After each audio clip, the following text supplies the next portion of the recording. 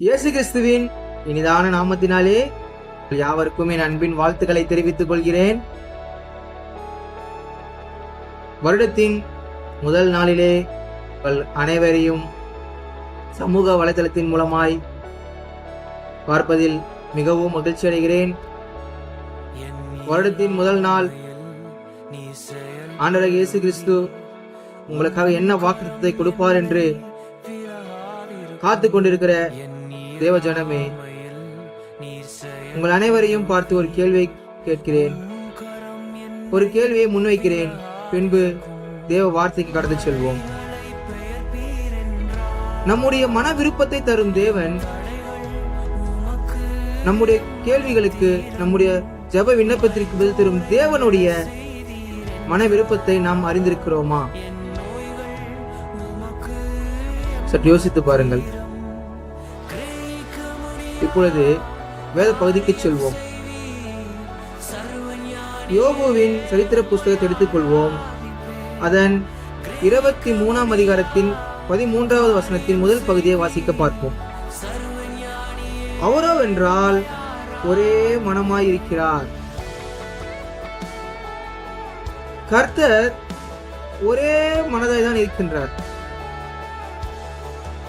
இன்னும் அழகாக சொன்ன போனால் யாக்கோப்பு நிருபத்தை எடுத்துக்கொள்வோம்.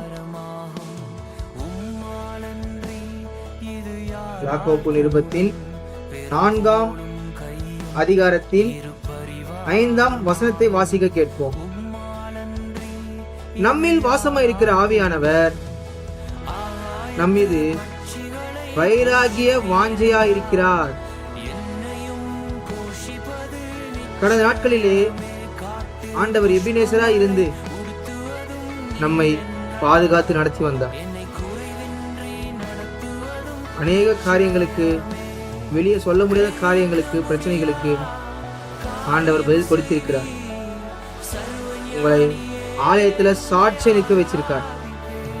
சமுதாயத்துல தலை நிமிர்ந்து நடக்க வைத்திருக்கிறார். அதே போல இந்த வருடமும் என் மகனை, என் மகளை நடத்துவேன்னு வைராகியமா இருக்கார்.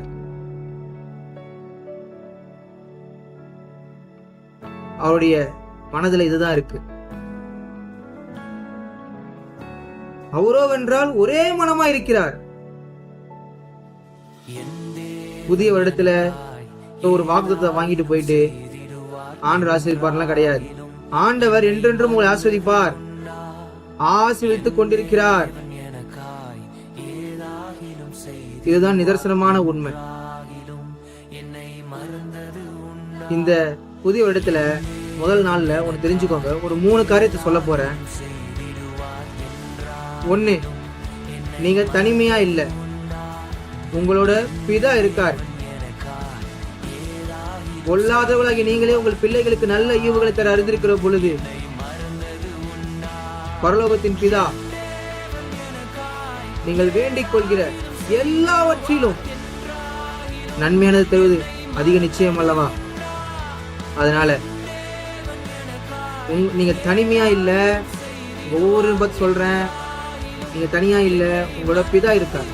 அடுத்த காரியம், 2வது காரியம், உங்களுக்காய் யாவற்றையும் சிலுவையிலே செய்து முடித்த இயேசு கிறிஸ்து உயிரோடு இருக்கிறார். நம் மீட்பர் இயேசு கிறிஸ்து உயிரோடு இருக்கார். 3வது ஒரு காரியம், உங்களுக்குள்ள வாசம் செய்கிற பரிசுத்த ஆவியானவர் உங்கள் மீது வாஞ்சையா இருக்கிறார். 3 காரியத்தையும் நினைவில் வைத்துக் கொள்ளுங்க.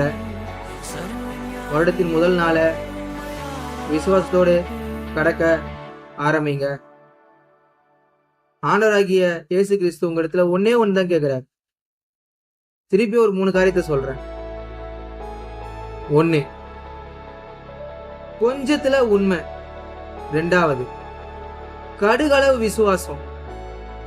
3வது, இருக்கிற பலத்தோடையே உன்னால என்ன செய்ய முடியுமோ செய்ய, மற்றதெல்லாம் நான் பார்த்துக்கிறேன்னு ஆண்டவராகிய இயேசு கிறிஸ்து இந்த வருடத்தின் முதல் நாளிலே உங்கள் அனைவரையும் பார்த்து சொல்கிறார்.